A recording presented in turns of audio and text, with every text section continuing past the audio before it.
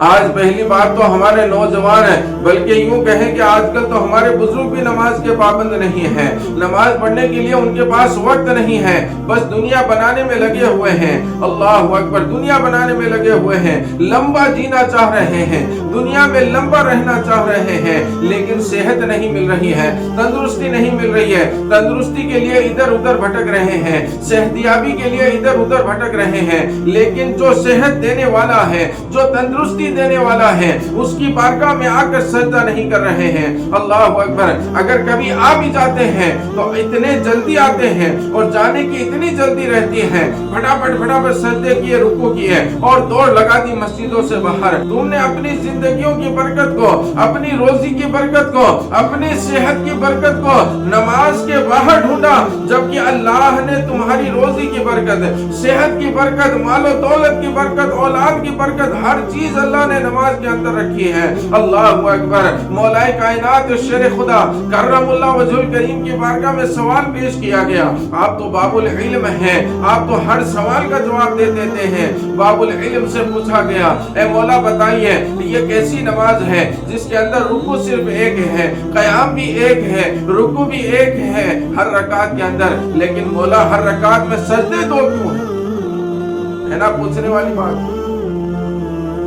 آپ نے کبھی غور کیا؟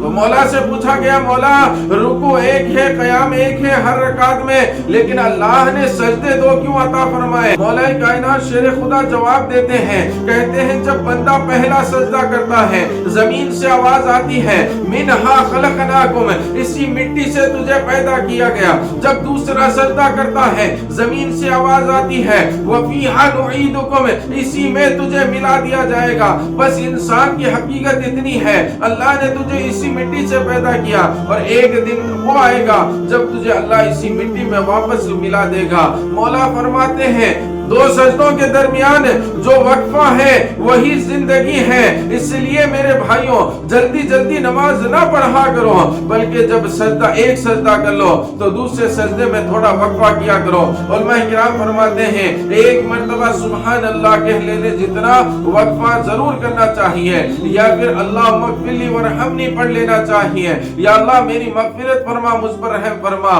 کیونکہ وہ زندگی ہے۔ دو سجدوں کے درمیان جو وقفہ ہے مولا فرماتے ہیں وہی زندگی ہے۔ اب آپ اندازہ لگائیے اللہ تبارک و تعالیٰ نے کتنی مختصر سی زندگی ہمیں عطا فرمائی ہے، دو سجدوں کے درمیان کتنا وقفہ ہوتا ہے، صرف اتنی سی ہماری زندگی ہے، لیکن ہم کیا کر رہے ہیں؟ اس زندگی کو دنیا کے اندر برباد کر رہے ہیں، دنیا کے عیش و عشرت کے اندر برباد کر رہے ہیں۔ او میرے بھائیوں آج وقت ہے، آج اللہ کی بارگاہ میں آ جاؤ، سچی توبہ و استغفار کر لو، نمازوں کے پابند بن جاؤ۔